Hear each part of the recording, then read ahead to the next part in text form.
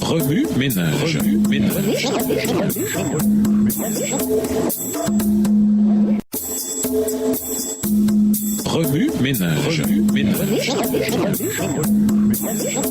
Bienvenue dans notre émission Remue ménage. Nous voilà à la leçon de jeudi. S'impliquer, de l'orgueil à l'humilité. Il perdit instantanément la raison. Son jugement qu'il croyait parfait, sa sagesse dont il était si fier, tout cela avait disparu. Ayant refusé d'écouter les messages d'avertissement qui lui avaient été prodigués, il était privé du pouvoir dont le Créateur l'avait gratifié. Chassé du milieu des hommes, Nebuchadnezzar mangea de l'herbe comme les bœufs, son corps fut trempé de la rosée du ciel, jusqu'à ce que ses cheveux coussent comme les plumes des aigles et ses ongles comme ceux des oiseaux. Pendant 7 ans, le roi de Babylone fut un sujet d'étonnement pour ses sujets. Pendant 7 ans, il fut humilié aux yeux de tout le monde. Puis il recouvra la raison. Levant les yeux au ciel, il s'humilia devant le Dieu vivant dans le châtiment qui lui était infligé. Il reconnut la main d'en haut. Il confessa publiquement son péché et rendit gloire à la miséricorde divine qu'il avait réhabilitée. Après le temps marqué, déclara-t-il, moi, Nebuchadnezzar, je levai les yeux vers le ciel et la raison me revint. J'ai béni le Très-Haut. J'ai loué et glorifié celui qui vit éternellement, celui dont la domination est une domination éternelle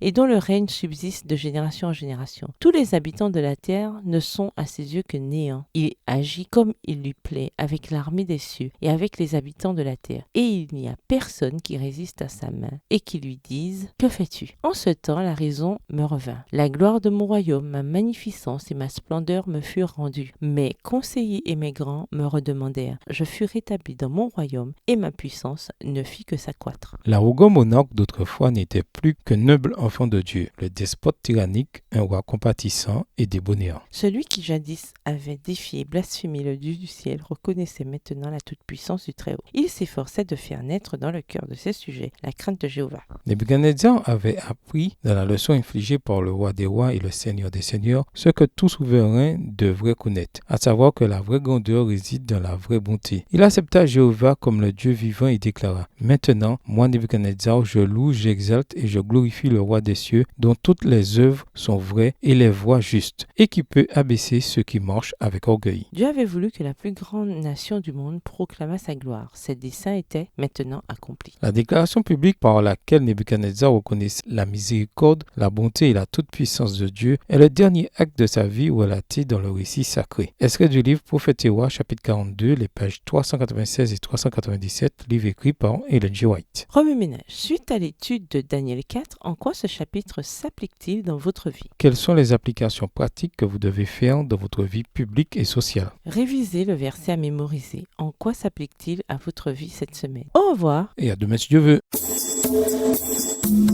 Remue ménage. Remue ménage.